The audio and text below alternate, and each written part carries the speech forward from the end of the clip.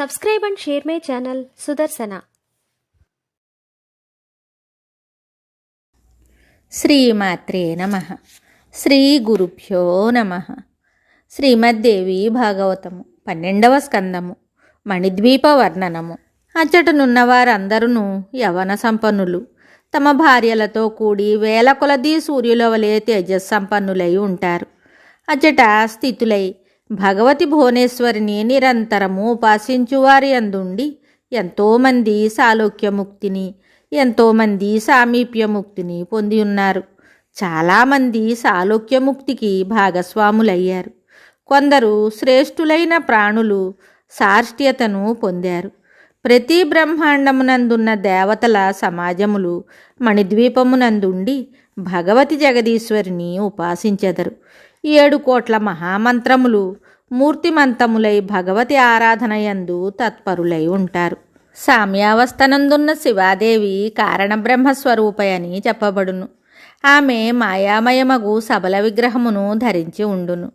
సకల మహావిద్యలు సదా ఆమె సేవయందు సంలగ్నలై ఉంటారు. రాజా, ఇట్లు నేను మణిద్వీపము యొక్క అతిశయ మహిమను తెలిపితిని. కోట్ల కొలది సూర్యులు, చంద్రులు, అగ్నులు, విద్యుత్తులు ఈ మణిద్వీప దివ్యప్రభల కోటి అందలి ఒక్క అంశకు కూడా సరిపోలుటకు అర్హతను కలిగి ఉండరు. ఈ పురమునందు ఒకచోట ముత్యముల వంటి ప్రకాశము వ్యాపించి ఉండును. కొంత భాగము మరకతమణుల యొక్క సౌందర్యమును ధరించి ఉండును. ఇంకొక చోట విద్యుత్తు వలె సూర్యుని వలె మెరయుచుండును. మరి ఒక చోట మధ్యాహ్న కాలమునందలి ప్రచండమైన సూర్యుని తాపమానునట్లు దృష్టిగోచరమగుచుండును. మరి ఒక చోట వేల కొలది విద్యుత్తుల తేజమును ధరించిన దివ్యకాంతులు వ్యాపించి ఉండును. మరి ఒక చోట సింధూరము, నీలేంద్రమణులతో సమానమైన సౌందర్యము దృష్టిగోచరమగుచుండును. కొన్ని దిశాభాగములు కాంతియందు దావానలము వలె, తప్త కాంచనము వలె శోభిల్లుచుండును. కొన్ని స్థలములు చంద్రకాంతమణులు, సూర్యకాంతమణుల రాళ్లచేత నిర్మించబడినవా అనునట్లుండును. ఈ పురము యొక్క శిఖరము రత్నమయము. ప్రాకారములు, గోపురములు రత్న నిర్మితములు. రత్నమయములైన వృక్షములతో, ఆకులతో, పువ్వులతో ఈ నగరము చక్కగా అలంకరింపబడి ఉండును. ప్రకాశవంతమైన ఈ నగరమునందు దివ్యమయూరములు ఎల్లవేళలా నృత్యము చేయుచుండును. పావురములు శబ్దమనరించుచుండును. కోకిలలు కుహు కుహు నాదములతో నినదించుచుండును. చిలుకలు మధురవచనములతో ఈ నగరమును ప్రతిధ్వనింపజేయుచుండును.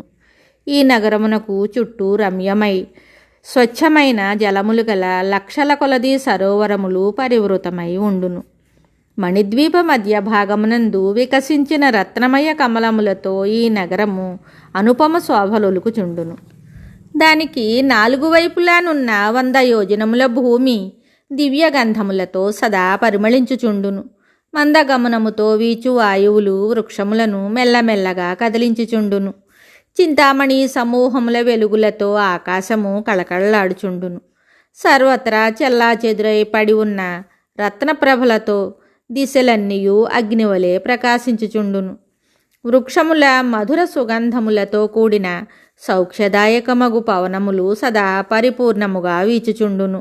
రాజా, 10,000 యోజనముల వరకు మెరయుచుండెడి మణిద్వీపము ధూపము చేత శ్రేష్టమైన పరిమళమును వెదజల్లుచుండును. దర్పణములతో కూడి ఈ మణిద్వీప దిశలు చింతామణుల జ్యోతిపుంజములతో శోభలొలుకుచు అందరి మనస్సులను ముగ్ధము చేయుచుండును. రాజా, సకల ఐశ్వర్యములు, శృంగారములు, సర్వజ్ఞతలు, తేజస్సులు, పరాక్రమములు, ఉత్తమ గుణములు, దయలు ఈ మణిద్వీపమునందే సమాప్తములగుచున్నవి. రాజు యొక్క ఆనందము నుండి మొదలుకుని బ్రహ్మలోకము వరకు ఉన్న ఆనందములన్నీయును ఈ నగరమునందు విద్యమానములై ఉన్నవి. రాజా, ఈ మణిద్వీప మహిమను నీకు వర్ణించి తెలిపితిని. మహాదేవి యొక్క ఈ పరమధామము అన్ని లోకముల కంటే మిక్కిలి శ్రేష్టమైనది. ఈ మణిద్వీపమును స్మరించినంతనే సకల పాపములు నశించును. మరణ సమయమున మణిద్వీపమును స్మరించిన ప్రాణి ఆ ధామమునకే వెళ్ళును. 8వ అధ్యాయము మొదలుకుని ఇప్పటి వరకు ఈ విషయమును అధ్యాయ పంచకమని చెప్తారు. జాగ్రత్తగా నిత్యము దీనిని పఠించిన ప్రాణులు భూత ప్రేత పిశాచాది బాధల నుండి ముక్తులవుతారు. నూతన గృహ నిర్మాణము లేక వాస్తుదేవతను పూజించు సమయమున యత్నపూర్వకముగా దీనిని పఠించిన వారికి శ్రేయస్సు లభించును. మణిద్వీప వర్ణనము సంపూర్ణము. శుభం. Subscribe and share my channel Sudarsana.